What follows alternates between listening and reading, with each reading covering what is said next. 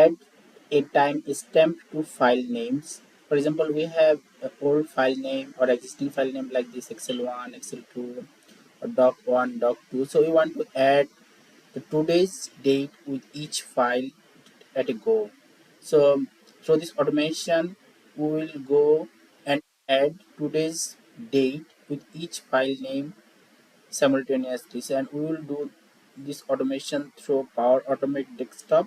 So let's open Power Automate new flow. So you need to first open the Power Automate from your desktop program. You need to download it from Microsoft website, install and open. Now I open a new flow, give a name. For my case, I just give a test, add a timestamp and create. Meanwhile, we need to from the when you download from our website, you will get a zip file. Open this zip file, copy the folder and paste in your required drive where you want to save all the things. So now open this folder. From here you have some sample file here, and we have instructions, and we have also Power Automate code. So open the Power Automate code text file, Control A to select all, Control C, copy all the code and come to our Power Automate desktop interface. The new one we open, paste, add a timestamp and paste here. So here this is the comment.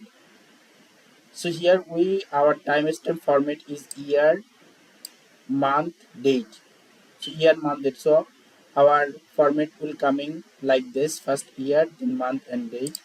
So you need to select all your files where you want to add the timestamp. So for the time being, I delete all existing file. So you need to go to the folder. So we need to select file. So select file icon. Go to your folder where you have your source files. So our source file, we want to add timestamp with this all the document files. So select all.